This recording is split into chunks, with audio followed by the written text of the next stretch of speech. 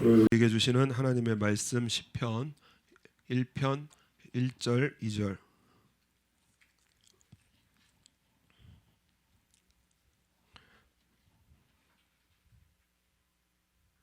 다 같이 읽겠습니다. 복 있는 사람은 악인의 꾀를 쫓지 아니하며 죄인의 길에 서지 아니하며 오만한 자의 자리에 앉지 아니하고 오직 여호와의 법을 즐거워하며 그 율법을 주야로 묵상하는 자로다. 아멘. 할렐루야. 임마누엘 페스트라유시라고 하는 요즘 아주 귀하게 쓰임 받는 그러한 분이 계십니다. 그런데 이분 이력을 보면은 보통이 아닙니다. 대만 국립대를 나오고, 그 다음에 일본에서 도쿄대학을 나오고, 또 한국에 가서 서울대학교를 나오고, 그리고 미국에서 명문 중에 명문이라고 하는 그 예일대학교를 수석으로 졸업을 하고, 그리고 하버드 대학원을 졸업을 했습니다. 하나 대학 졸업하기도 쉽지가 않은데 각 나라마다 아주 톱 대학들을 그냥 이렇게 도장 깨기 하듯이 그냥 수학을 해서 그래서 공부를 해서 그래서 지금은 하버드 대학, 버클리 대학, 워싱턴 대학 교수로 계시는 그러한 분이고, 또 경희대 또 이 교수로도 계시는 그러한 분입니다.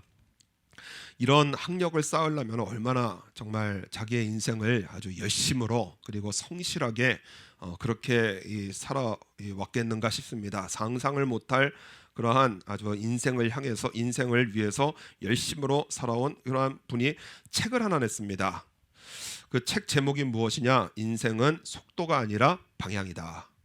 그러니까는 자신의 인생을 정리를 하고 또 이 미국과 한국 사회 그리고 이 현대를 살아가는 현대인들이 꼭 기억해야 될 문장이 있다면 그러면은 그 한 문장은 인생은 속도가 아니라 방향이다라는 문장이다라고 이 책을 시작을 합니다. 아무리 속도가 빨라도 방향이 잘못되면은 그 속도는 의미가 없습니다. 다시 돌아와야 되기 때문에, 그렇기 때문에 속도는 빠른 것이 중요한 게 아니라 방향을 잘 잡는 것이 중요하다. 그래서 우리 빨리 벌고 빨리 성공하고 빨리 기도 응답받고 빨리빨리 뭔가 이루어져 가지고 우리가 좀 속이 좀 시원해져야 되는데 그런 것도 중요하지만은 바른 인생길을 걷는 것이 훨씬 더 중요하다라는 취지의 내용입니다. 그러니까 신앙적으로도 마찬가지입니다. 우리가 빨리 뭔가를 하는 것도 중요하지만은 바른 인생길을 그 방향을 정하는 것이 훨씬 더 중요합니다. 누가복음 16장의 말씀에 보면은 두 인물이 나옵니다. 한 사람은 부자입니다. 아주 성공하고 그리고 인생도 아주 그냥 속이 시원하게 아주 그냥 그 인생을 즐길 줄 아는 그러한 사람입니다. 한 부자가 있어 자색옷과 고운 베옷을 입고 날마다 호화로이 연락하는데, 이 자색옷 하면은 아주 요즘 말로 하면 명품 옷입니다. 명품 옷. 그래서 자색옷 그리고 고운 베옷, 그냥 사람들이 쳐다보면은 와 하는 그러한 아주 고가의 옷을 입고 날마다 호의로이 연락한다. 그래서 좋은 음식, 아주 비싼 음식 먹으면서 그래서 사람들이 볼 때 와 하는 그러한 인생을 살아갔습니다. 그런데 또 한 사람이 나옵니다. 나사로라고 하는 이 거지입니다. 그리고 온 몸에는 이 종기가 나가지고 그래서 짓물르고 상처나고 그래서 아주 헌대를 앓으며 그 부자의 대문에 누워서 부자의 상에서 떨어지는 것으로 배불리려 하매 심지어 개들이 와서 그 헌대를 핥더라. 그러니까는 이 땅에서 아주 비참하게 정말 그 온몸에 상처나고 물러 터지는 그곳을 개들이 와서 핥는데도 도와주는 사람 하나도 없이 그렇게 비참한 인생을 살았습니다. 그런데 시간이 지나갔어요. 이에 그 거지가 죽어 천사들에게 받들려 아브라함의 품에 들어가고 부자도 죽어 장사되매 거지도 죽고 부자도 죽고, 여러분 우리가 분명히 알아야 되는 것은 우리의 인생이 영원히 사는 것이 아니라 끝이 있다라는 것입니다. 그래서 정말 갑작스러운 죽음의 이러한 뉴스들을 들으면서 죽음이 저 멀리 있는 것이 아니라 우리 가까이 있구나. 나이에 상관없이 그리고 또 환경에 상관없이 느닷없이 찾아오는 게 그게 죽음이더라고요. 거지도 죽고 부자도 죽고 장사되매. 그래서 우리가 살아간다라는 말도 맞지만은 죽어간다라는 말도 아주 너무나 정확한 말입니다. 이 죽음을 향해서 우리는 가고 있어요. 그런데 두 가지의 인생이 나눠지더라는 것입니다. 한 사람은 거지는 죽어서 천사들에게 받들려 아브라함의 품에 들어가고 천국에 가는 그러한 인생이 있고, 부자도 죽었는데 이 부자는 어디로 가느냐? 저가 음부에서 고통 중에 눈을 들어 멀리 아브라함과 그의 품에 있는 나사로를 보고, 천국에서는 지옥이 안 보여요. 그런데 지옥에서는 천국이 보입니다. 그러니까는 우리가 지옥만큼은 가면 안 됩니다. 그거 어떻게 견디겠어요? 잘 믿을 걸, 잘 살 걸, 후회와 절망이 가득한 곳이, 그것이 바로 음부, 지옥이 되어집니다. 그러니까 인생의 방향을 잘못 정한 부자는 지옥으로 가게 되어지고요, 인생의 방향을 바르게 정한 나사로는 천국길로 가게 되어집니다. 그래서 얼마나 잘 살고 얼마나 빨리 살고 얼마나 잘 벌고 그런 것보다 훨씬 더 중요한 것은 우리의 인생을 바르게 정해야 됩니다. 그래서 오늘 6절 말씀 보면은 대저 의인의 길은 여호와께서 인정하시나 악인의 길은 망하리로다. 그러니까는 인생을 얼마나 빨리 살고 잘 살고 그런 것이 중요한 것이 아니라 인생의 방향을 바르게 정해서 의인의 길을 걸어가는 사람은 여호와께서 인정하시나, 날 아신다는 거예요. 내 이름을 아시고 내 삶을 아시고. 그래서 우리의 이름과 삶을 아시는 그러한 우리 하나님께서 인정하시는 길이 되어지지만 악인의 길은 망한다는 것입니다. 그러면 이 의인과 악인의 구분이 무엇이냐? 그 기준이 무엇이냐? 하나님께서는 무엇으로 의인과 악인을 구분을 하시냐면 그 중심이, 그 기준이 바로 말씀입니다. 그래서 오늘 1절 말씀 보면 1절 2절 복 있는 사람, 의인, 그리고 악인, 이것을 나누시는데, 그런데 무엇으로 나누시느냐? 우리 1장 1절 2절 오늘 말씀 우리 다 같이 한번 다시 읽겠습니다.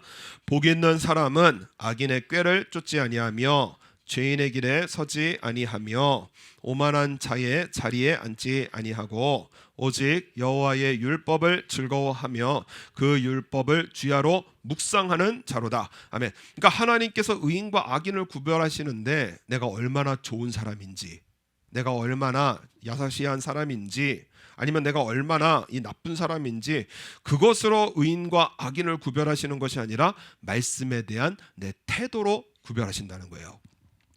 그래서 의인은 오직 여호와의 율법을 즐거워하며 그 율법을 주야로 묵상하는 자로다. 좀 더 구체적으로 계시록 1장 3절의 말씀에 보면 이 예언의 말씀을 읽는 자와 듣는 자들과 그 가운데 기록된 것을 지키는 자들이 복이 있나니 때가 가까움이니라. 하나님의 말씀을 읽고 하나님의 말씀을 듣고 내가 읽고 들은 그 말씀을 지키는 것이 바로 복이 있다. 하나님께서 인정하시는 의인의 길이라는 거 말씀을 합니다. 마찬가지로 그 반대 의미로는 악인은 뭐 나쁜 짓을 많이 하는, 물론 그것도 악인이지만은, 그런데 우리의 삶의 이 모습이 말씀을 떠나면 악인의 길을 걷게 되어진다는 거예요. 그래서 우리가 매일의 삶에 우리 하나님의 말씀을 붙드는 것은 너무나 중요합니다. 이스라엘이 이제 왕국이 되어집니다. 왕이 다스리는 나라가 되어집니다.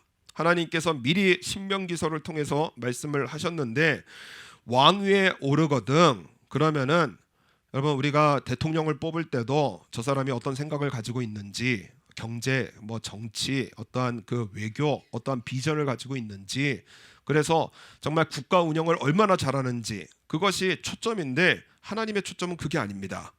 왕위에 오르거든 레위 사람 제사장 앞에 보관한 이 율법서를 등사하여 평생에 자기 옆에 두고 읽어서, 하나님의 말씀을 평생 내 옆에 둬가지고 그 말씀을 읽으라는 거예요. 그 하나님 여호와 경외하기를 배우며 이 율법의 모든 말과 이 규례를 지켜 행할 것이라.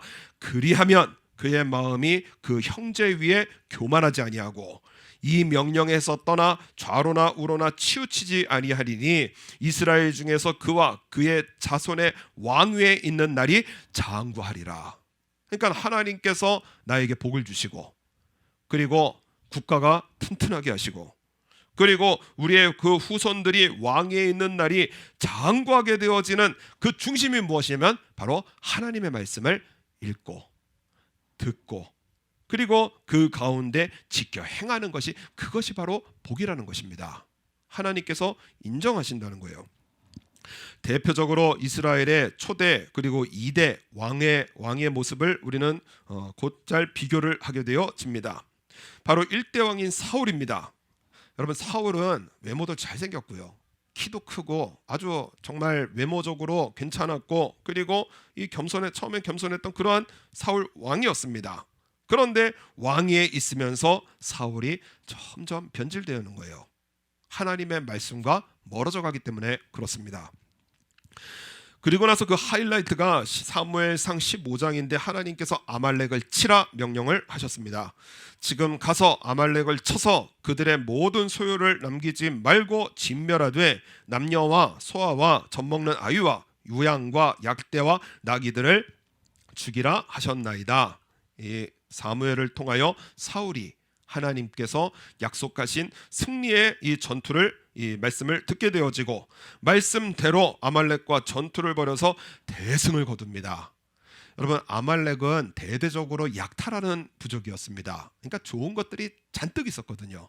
그러니까는 이 좋은 것들을 잔뜩 얻고 인생이 잘 되고 그리고 성공을 하게 되어지는데, 여러분, 우리가 하나님 앞에 복 받으면은 저 사람 뭔가 일이 이루어졌구나, 하나님께서 복 주셨구나, 저 사람 뭔가 요번에 아주 그냥 대박이 터졌구나, 하나님께서 복 주셨구나. 전혀 아닐 가능성이 있어요. 왜냐? 사도 사울도 정말 대승을 거두고 인생이 잘 되고 성공을 하게 되어지는데 그 방향이 잘못되니까 하나님 보시기에 악인의 길을 걷게 되어집니다. 사울과 백성이 아각과 그 양과 소의 가장 좋은 것 또는 기름진 것과 어린 양과 모든 좋은 것을 남기고 질멸키를 즐겨하지 아니하거든. 가치 없고 낮은 것은 진멸하니라. 아까운 거예요. 아니, 왕, 이 가치가 있잖아. 아니, 이 양과 소 이거 왜 죽여? 가치가 있잖아. 그래서 반만 순종을 합니다. 사무엘이 와서 그러면서 하시는 말씀이 무엇이냐? 여호와께서 번제와 다른 제사를 그 목소리 순종하시는 것을 좋아하신 같이 좋아하시겠나이까? 하나님께서 가장 좋아하시는 것은 무엇이냐? 제사가 아니라 그 말씀에 순종하는 하나님의 백성을 좋아하신다는 거. 그래서 순종이 제사보다 낫고 듣는 것이 수양의 기름보다 나으니 이는 거역하는 것은 사술의 죄와 같고 완고한 것은 사신 우상에게 절하는 죄와 같음이라. 왕이 여호와의 말씀을 버렸으므로 여호와께서도 왕을 버려 왕이 되지 못하게 하셨나이다. 여러분, 인생 필패의 중심은 하나님의 말씀과 하나님의 말씀을 버리는 겁니다. 하나님께서 분명히 말씀하셨는데 그런데 말씀과 상관없는 길을 가는 거예요. 그래서 사울을 패하시고 다윗을 왕으로 세우시고 증거하여 가라사대 내가 이새의 아들 다윗을 만나니 내 마음에 합한 사람이라 내 뜻을 다 이루게 하리라. 하나님께서 다윗을 하시고 그 다윗의 길을 의인의 길로 인정을 하시면서 너무나 좋아하시는 겁니다. 내 마음에 합한 사람이라, 꼭 내 마음에 정말 딱 드는 그러한 사람이다. 내 뜻을 다 이루게 하리라. 다윗이 왜 하나님 앞에 이런 사랑을 받고 하나님께서는 다윗을 왜 이렇게 좋아하셨는가? 사도행전 13장 36절 말씀 보면 다윗은 당시에 하나님의 뜻을 쫓아 섬기다가 잠들었다. 그러니까 다윗의 일생의 중심은 무엇이냐? 하나님의 말씀입니다. 하나님의 말씀이 무엇인가?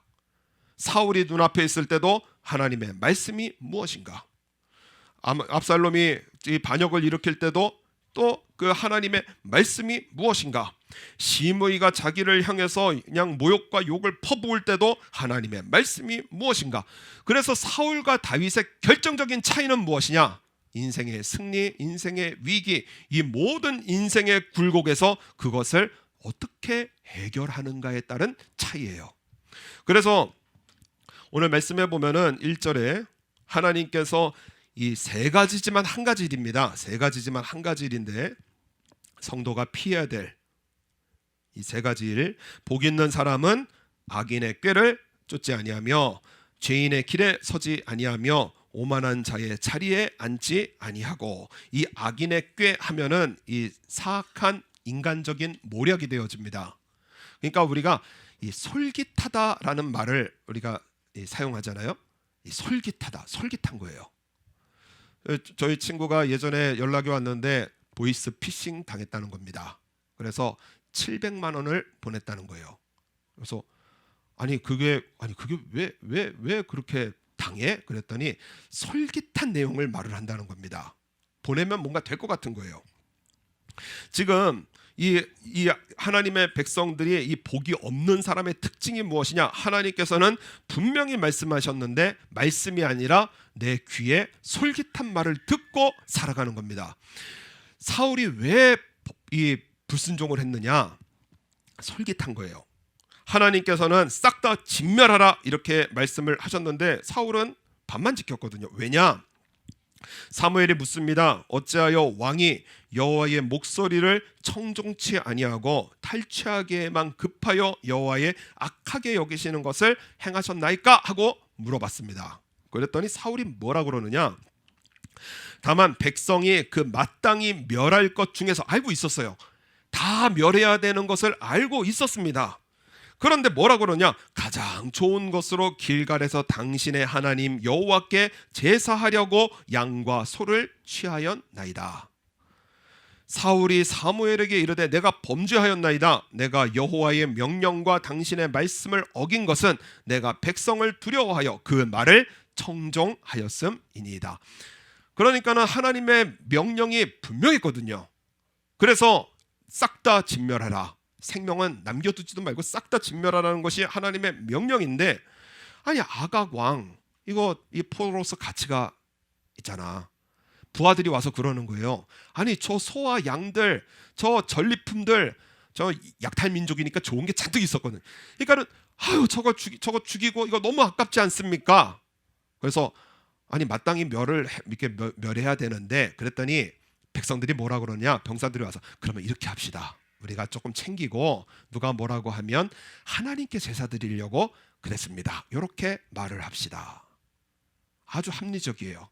그러니까 사울 안에 있는 욕심과 인간의 이 계략이 딱 맞아떨어지니까 어디로 가느냐? 죄의 길로 가버립니다. 내 욕심과 귀에 솔깃한 말로 이 말이 들려지니까 죄의 길을 가게 되어져요. 그래서 이 죄인의 길, 이 죄라는 것은 관역에서 빗나가게 되어집니다. 그러니까는 하나님께서는 말씀하셨는데 그 말씀에 가서 우리의 인생이 딱 꽂혀야 되는데 거기에서 빗나가는 게 죄인의 길인 거예요. 그러니까는 내 욕심과 그리고 인간의 이러한 이 악인의 꾀를 통해서 죄인의 길을 거게 되어지면은, 그러면은 이 오만한 자, 내 사상과 생각에 하나님께서 안 계시게 되어집니다. 말씀에서 떠나게 되어지니까는 하나님의 말씀이 아니라 자기 생각대로 살아가게 되어지는 거예요. 그래서 사단은 무엇이냐면은 자기 자리를 떠난 천사가 되어집니다. 내 자리를 떠나는 거예요. 말씀의 자리를 떠나고. 그래서 영어의 그 격언 중에 자기 자리를 떠나면 더러워진다. 여러분, 우리 신발이요, 우리 발에 있으면은 괜찮습니다. 우리 신발이 신발장에 있으면 괜찮아요. 그런데 신발이 예배당에서 굴러다니면 더러워지는 겁니다. 그리고 내 신발이 침대 위에 올라와 있으면 이거는 더러워지는 거예요. 그러니까 내 발에 신발이 있고 그리고 또 신발장에 신발이 있으면은 그 신발은 괜찮은 신발입니다. 그런데 아무데나 굴러다니고 그리고 그 신발이 내 침대 위에 올라와 있으면은 그러면은 더러움이 됩니다. 설교하다가 종종 느끼는데 이 침이라는 게 굉장히 중요하구나. 침. 여러분, 침에서는 소화 효소도 나오고 입을 소독도 하고, 그리고 가장 중요한 건 침이 있어야 말을 할 수가 있습니다. 침이 없으면은 말이 안 돼요. 그런데 이 침이 내 입에 있으면은 깨끗합니다.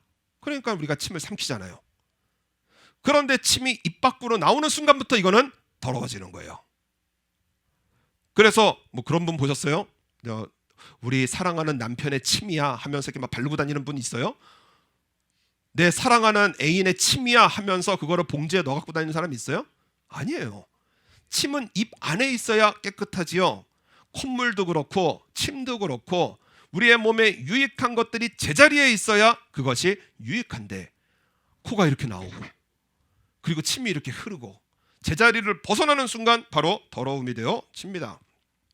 성경에서 말하는 더러움은 무엇이냐? 하나님, 내가 있어야 될 자리에서 떠나가는 거예요. 말씀의 자리, 예배의 자리, 기도의 자리에서 떠나가는 것이, 그것이 더러움이고 죽음이 되어집니다. 그래서 오늘 3절 말씀 보면은 3절에 저는 시냇가에 심은 나무가 시절을 쫓아, 나무는 어디에 심겨져야 돼요? 시냇가에 있어야 돼요. 시냇가에 있어야 시절을 쫓아서 과실도 맺고요. 시냇가에 있어야 그 잎사귀가 마르지 아니하는 그 행사가 형통한 그러한 나무가 되어집니다. 그런데 그 나무가 나 시냇가 싫어, 나 집에 있을래. 나 시냇가 싫어, 직장 가 있을래. 나 시냇가 싫어, 나 궁전에 가 있을래. 그러면 갈 수 있는 방법이 하나 있어요. 어떻게 갈 수 있느냐? 잘리는 겁니다. 그래서 밑둥이 잘리고 그리고 몸이 분해가 되어져서 가구가 되어지면은 갈 수 있는 거예요. 죽음으로 가게 되어지는 거예요. 여러분, 나무는 시냇가에 있어야 생명을 얻습니다. 하나님의 백성들은 하나님의 말씀의 자리, 하나님께서 기뻐하시는 자리, 거기에 있어야 생명을 얻게 되어져요. 그래서 말씀을 떠나서 오늘 3번을 반복하십니다. 사람의 말, 내 생각과 기분의 말, 그리고 내 자리를 떠나면 하나님께서 분명히 말씀하시는 거예요. 망한다는 거예요. 말씀의 자리, 하나님께서 말씀하신 그 자리를 떠나지 말라는 것입니다. 그래서 오늘 2절 말씀 보면은 2절 여호와의 말씀을, 여호와의 율법을 즐거워하며 그 율법을 주야로 묵상하는 자로다. 그래서 사울과 다윗이 이 너무나 다른 인생길을 갔듯이 하나님 앞에 두 인생길이 있는데 하나님 눈에 보시기에 대저 의인의 길은 여호와께서 인정하시나 여호와의 율법을 즐거워하고 그리고 그 율법을 주야로 묵상하는 그러한 하나님의 백성의 삶은 하나님께서 그 이름을 아시고 그 삶의 모습을 아시고 때에 따라 돕는 은혜를 주셔서 구원과 은혜와 축복을 베푸시는 하나님의 백성으로 하나님께서 인도를 하시는데 악인의 길은 망한다는 것입니다. 그래서 여러분, 의인의 삶은요 10년 후가 달라요. 20년 후가 다릅니다. 30년 후가 달라요. 의인의 삶은 미래가 있고요, 비전이 있고요. 왜냐? 하나님께서는 살아계시거든요. 자기 백성에게 반드시 복을 주시는 하나님이시거든요. 그렇기 때문에 의인의 삶은 10년 후가 다릅니다. 20년 후가 달라요. 30년 후가 달라요. 흥왕하게 되어집니다. 그런데 악인의 길은 무엇이냐? 미래가 없습니다. 망하는 길이에요. 계속해서 힘들고요, 계속해서 고통스럽고요, 이 고통이 끊임없이 이어지는 삶으로, 그것이 악인의 길이라는 거예요. 그래서 우리 하나님께서는 우리 성경을 통해서 우리의 인생이 고통과 그리고 망함에 이러한 아픔이 있느냐? 돌이켜서 내 삶을 돌이켜서 하나님 앞에 의인의 길을 걸으라, 이렇게 말씀을 합니다. 그래서 우리 삶 가운데, 예배 가운데 우리 꼭 기도해야 되는 것이 무엇이냐? 한번 따라하겠습니다. 하나님의 말씀이 들려지게 하옵소서. 너무나 중요한 기도가 되어집니다. 하나님의 말씀이 들려지게 하옵소서. 악인의 꾀를 쫓지 않고 죄인의 길에 들어서지 않고 오만한 자와 함께 자리에 앉지 않으려면, 그래서 인생이 망하는 길로 가지 않으려면 우리의 삶에 반드시 구해야 되는 것이 무엇이냐? 하나님의 말씀이 들려지게 하옵소서. 성경을 통해서, 예배를 통해서, 그리고 주의 종을 통하여, 환경을 통하여 하나님의 말씀이 들려지게 하옵소서. 사무엘을 보면은 이 사무엘 시대에 그 사무엘이 어릴 때입니다. 당시에 제사장이 엘리 제사장이었는데 여호와를 섬길 때에 여호와의 말씀이 희귀하여 이상이 흔히 보이지 않더라. 그러니까 분명히 신앙생활도 하고 그리고 여호와를 섬긴다고 하는데 하나님의 말씀이 희귀한 거예요. 말씀이 잘 안 들리는 겁니다. 그랬는데 그 가운데 하나님께서 사무엘을 부르십니다. 사무엘아, 사무엘아 하고 부르세요. 사무엘이 엘리 제사장이 부른 줄 알고 급히 달려가서 저 불렀어요 하고 부르셨습니까 하고 하니까는 안 불렀다는 거예요. 이 일이 3번이 반복이 됩니다. 그러니까는 엘리 제사장이 이거는 하나님께서 부르시는 거구나. 그래가지고 이 다시 한번 너를 부르시거든 네가 말하기를 여호와여 말씀하옵소서 주의 종이 듣겠나이다 하라. 그래서 그대로 합니다. 사무엘아 사무엘아 하니까는 그러니까는 사무엘이 주의 종이 듣겠습니다 하고 여호와여 말씀하옵소서라고 하나님 앞에 말씀을 드리게 되어집니다. 여러분 참 내용이 사무엘을 불렀으면은 사무엘에 대한 말씀을 주셔야 되잖아요. 사무엘을 불러서 앞으로 내가 너를 이렇게 쓸 거고 너가 이렇게 복을 줄 거고 이렇게 말씀을 하셔야 될 건데 이 사무엘에게 말씀하신 것이 무엇이냐면은 엘리에 대한 말씀을 하십니다. 그래서 엘리에 대한 그 말씀이 무엇이냐? 내가 엘리의 집에 대하여 말한 것을 처음부터 끝까지 그날에 그에게 다 이루리라. 내가 그 집을 영영토록 심판하겠고. 엘리의 집안은 심판의 대상의 집이라는 거예요. 내가 엘리의 집에 대하여 맹세하기를 엘리의 집의 죄악은 재물이나 예물로나 영영이 속함을 얻지 못하리라. 엘리 제사장은 하나님의 말씀이 들리지가 않아요. 성경을 통해서 그리고 예배를 통해서 하나님께서 말씀하시는데 엘리의 제사장의 특징이 무엇이냐? 그 집안이 멸망하는 그러한 집안의 특징이 무엇이냐면은 하나님의 말씀이 들리지를 않는 겁니다. 분명히 말씀하셨는데 안 들려요. 하나님께서 지켜야 될 것 그리고 드려야 될 것 이것을 분명히 말씀하시는데 안 들려요. 엘리는 못 듣습니다. 결국에는 엘리는 목이 부러져서 죽음을 당하게 되어지고 집안은 멸문의 집안이 되어집니다. 또 하나의 특징이 무엇이냐? 하나님의 말씀이 들려지는 사무엘은 미래 이스라엘의 지도자가 되어지고요. 사무엘을 통해서 사사시대에서 왕정의 시대로 변화가 되어지고 그리고 사울과 다윗에게 이 기름을 붓게 되어지는 이스라엘의 영적 지도자의 삶으로 나아가게 되어집니다. 여러분 그렇기 때문에 우리의 매 순간의 삶에 하나님의 말씀이 들려지게 하옵소서. 사람의 말이 아니라 내 생각과 마음에 내 메시지가 아니라 하나님의 말씀이 들려지는 삶으로 우리의 삶이 나아가게 되어지면 우리 하나님은 살아계십니다. 반드시 그 삶에 복을 주시는 하나님이신 거예요. 1954년에 고등학교 2학년이었던 한 학생이 피를 토하고 쓰러져서 그래서 병원에 옮겨지게 되어집니다. 렌트겐을 보면서 의사들이 말을 하는데 이 영어로 들릴까봐 영어로 말을 했는데 영어로 좀 알아들었어요. 그래서 의사들이 영어로 뭐라 그러느냐? 뭐 3개월이겠지, 아니면 뭐 길어야 6개월이겠지 그렇게 말을 했습니다. 그리고 나서 이 옆에 있는 의사가 렌트겐을 보면서 하는 말이 오른쪽 폐는 완전히 썩었네. 왼쪽 폐는 벌집처럼 구멍이 났네. 수술도 안 되고 약도 없네. 그냥 일어나면 맛있는 거 먹고 즐겁게 살으라고 말을 해야 되겠네 라고 의사들이 말을 하는 것이 다 들려졌어요. 폐병을 앓게 되어졌는데 그런데 오른쪽 폐는 썩었고 왼쪽 폐는 벌집처럼 구멍이 나서 그래서 1954년 이제 막 6.25 전쟁 한국전쟁 끝나고 나라가 엉망진창이 되었을 때 수술도 못하고 약도 없는 딱 죽음을 기다려야 되는 그러한 삶이었습니다. 온 전신이 나 살고 싶다. 한국 전쟁 3년의 전쟁을 끝나고 그래서 정말 그 전쟁 가운데 죽지 않으려고 총 맞아 죽지 않고 포탄 맞아 죽지 않고 그렇게 열심으로 도망다니고 살아남았는데 그래서 지금부터 열심히 살아보려고 애를 쓰는데 폐병이라니 죽는다니 3개월이라니 그래서 말로 설명할 수 없는 두려움에 사로잡히게 되어집니다. 이분은 대대로 불교 집안에서 자랐기 때문에 불교 집안에서 자랐기 때문에 한 달쯤 연부를 했다는 거예요.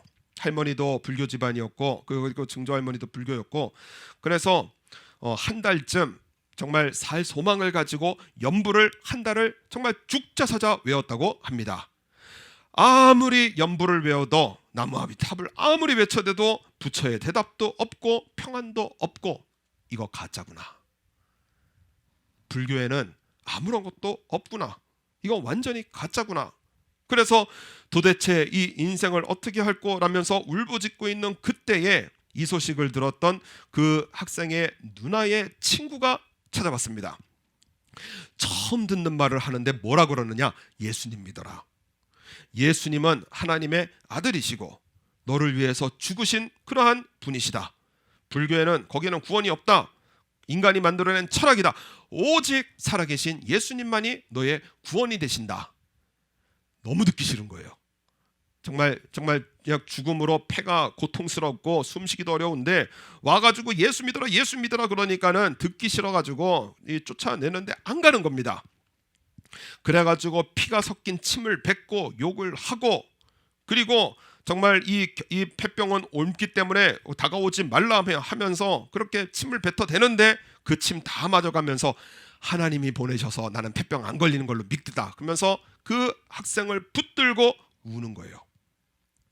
주여 이 병자를 구원하여 주옵소서. 이 영혼을 회개시켜 주셔서 구원하여 주옵소서. 막 자기를 붙들고 우는데 생각이 나는 겁니다. 이 사람은 내 친척도 아니고 내 가족도 아니고 내 애인도 아닌데, 그런데 뭐 예수 믿으라고 하면서 이렇게 이 예수님을 믿으라고 하니까 뭔가 있나 보구나 하면서 뭔가 표현할 수 없는 마음에 감동이 오더라는 겁니다. 하도 우니까 누나 울지 말아요. 내가 누나를 위해서 나 예수라는 사람 믿어줄 테니까는, 그러니까 울지 말라고 달랬어요.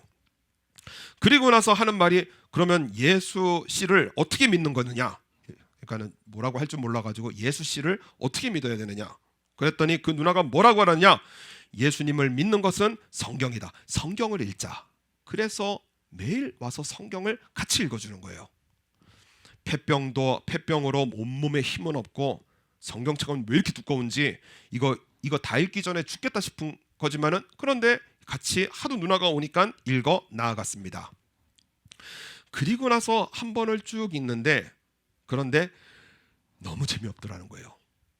너무 재미없더라는 거예요. 아주 이 민수기 레위기 지나갈 때는 죽음을 경험, 차라리 죽는 게 낫겠다.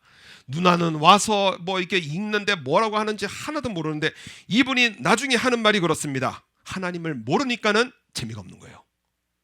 여러분, 신앙생활이 힘들고 재미없어지는 이유가 무엇이냐? 하나님을 모르기 때문에 그렇습니다. 성경을 모르고 하나님을 모르니까는요, 예배도 힘들고 기도도 힘들고 설교도 힘들고 다 힘들어지는 거예요. 여러분, 우리가 살다 보면은 이 알지 못해서 재미를 못 느끼는 경우가 굉장히 많습니다. 저는 이게 해외를 좀 다녀보면서 박물관은 꼭 이렇게 가보게 되어지던데, 저는 미술품을 아무리 봐도 재미를 못 느끼겠어요. 왜냐? 모르기 때문에 그렇습니다. 어느 날 그 워싱턴에 있는 박물관 갔는데 액자가 얼마나 큰지, 우와 액자 크다 그러니까 옆에 안내하시는 분 푹 치면서 조용히 하라고, 창피하다고. 그러니까는 액자 큰 거에 놀래지 내가 그림에 잘 못 놀래겠더라고요. 여러분, 세계적으로 가장 가치 있는 예술품으로 뽑히는 게 그게 그 모나리자입니다. 모나리자. 경제적 가치가 40조랍니다. 40조. 이 느브르 박물관에 이 1,000만 명이나 가게 되어지는데 이 대부분이 모나리자를 보러 간다고 합니다. 그래서 기대하고 갔는데, 저 아무리 생각해도 저 눈썹 없는 여자가 왜 이렇게 인기가 많은지 아무리 들여다봐도 모르겠어요. 재미를 못 느끼겠습니다. 왜냐? 모르니까 못 느껴요. 여러분, 여성분들 모시고 럭비 보러 가면은 야 빨리 집에 가자 그러실 거예요. 이 럭비나 여성분들이 스포츠에 재미를 못 느끼거든요. 왜냐? 모르기 때문에 그렇습니다. 그러니까는 이분이 하시는 말씀이 신앙생활도 똑같더라. 모르니까 재미를 못 느끼겠더라. 시편 19편에 보면은 다윗이 뭐라고 그러느냐?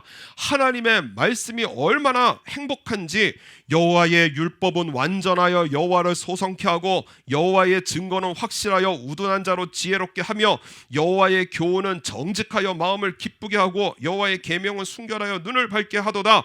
금 곧 많은 정금보다 더 사모할 것이며 꿀과 송이꿀보다 더 달도라. 이게 도대체 말이 되느냐? 아무리 읽어도 재미없는 이 성경이 도대체 이 사람은 왜 그럴까? 2번을 읽고, 왜냐하면 살아야 되니까요. 2번을 읽고 3번을 읽는데 창세기부터 요한계시록까지 이분이 딱 느낀 게 무엇이냐? 말 그대로 일맥상통하구나.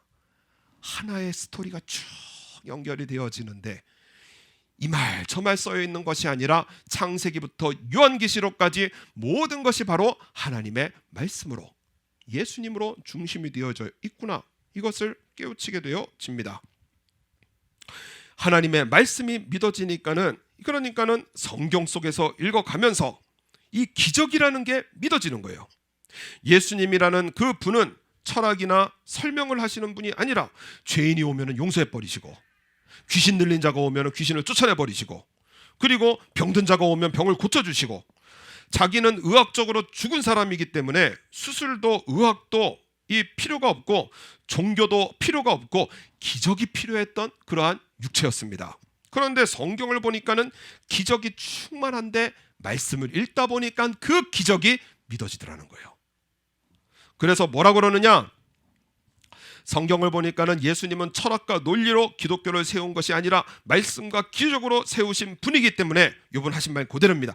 예수씨 정말 구원자라면 나를 고쳐주세요. 엄한 사람 불러다가 고치지 말고 17살 먹은 날 불러다가 고쳐가지고 나 예수씨 믿게 하시고 건강하게 하셔서 그래서 평생 예수씨가 써먹으세요. 그것이 이익입니다. 이렇게 기도를 합니다. 자기가 나았는지 안 나은지 모르겠는데, 그런데 세월을 지나서 돌아켜보니까는 그게 나은 거였더라. 마음에 평안이 오더라는 거예요. 언제 죽을지 모르는 그 두려움 가운데, 그런데 기도하고 말씀 보고 하다 보니까는, 그러니까는 마음속에 이것이 응답이었구나, 평안해지더라는 겁니다. 삶도 죽음도 평안해지더라는 거예요. 성경을 계속해서 읽어가면서 글자가 마음에 살아서 움직이는 경험을 하고, 이분은 살아계신 하나님이시구나, 그리고 우리 인간의 최고의 복은 이분을 믿는 거구나. 그래서 신학교를 가게 되어지고 목회자가 되어지고 세계 최대의 교회를 세운 조용기 목사님의 간증이 되어집니다. 자신의 육체가, 과거가 살아계신 하나님의 역사라는 거예요. 그렇기 때문에 우리 인생에 여러 가지 고통과 어둠이 밀려 들어올 때는 하나님의 말씀 많이 읽어야 됩니다. 많이 읽어야 돼요. 아이들이, 이 애기들 보면은 금세 큽니다. 막 그냥 쭉쭉 커요. 그런데 이게 찾아보니까는 애들이 엄청 크는데 이 보통 얼마를 먹느냐? 돌 되기 전까지 몸무게의 15%를 먹는다고 합니다.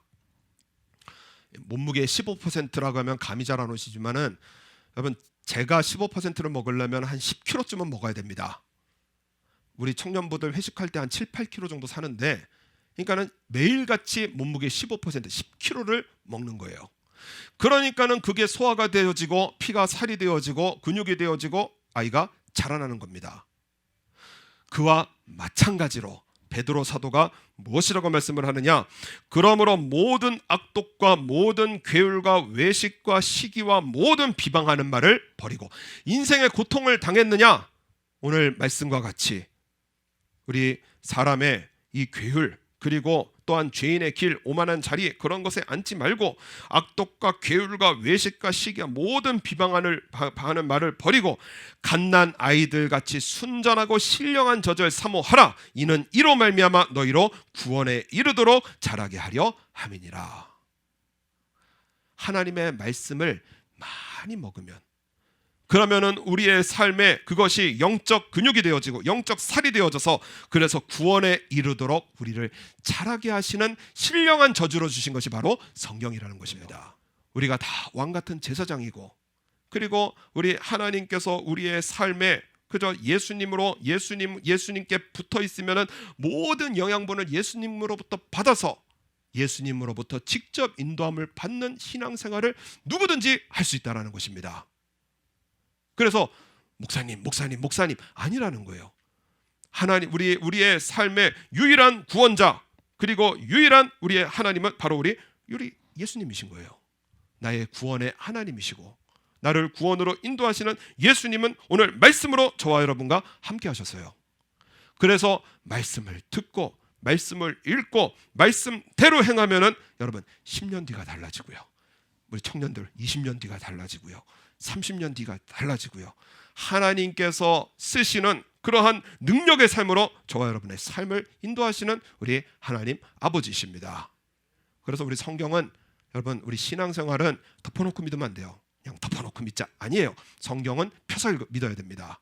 하나님의 말씀 속에서 우리 성경을 읽고 그리고 성경을 우리가 알고, 그래서 하박국 선지자가 나라가 망할 때 뭐라고 하느냐? 여호와를 알자. 힘써 여호와를 알자. 하나님을 아는 것이 복이 되어지고요. 그것이 우리 인간의 가지는 진정한 즐거움이 되어지고요. 하나님께서 말씀하시고 그 말씀대로 살아가는 이러한 이 삶에게 주시는 이 즐거움, 이 기쁨, 이것을 우리가 누려서 우리 하나님께서 저와 여러분의 삶에 반드시 구원하시고 반드시 복을 주시는 우리 아버지, 우리 하나님을 풍요롭게 경험하여서 우리 성경 속에서 하나님을 만나고 우리 신앙생활에 승리하여서 우리 하나님 앞에 귀한 은혜와 축복 속에 우리의 삶 승리해 나가시는 저와 여러분 되시기를 바랍니다. 우리 찬송가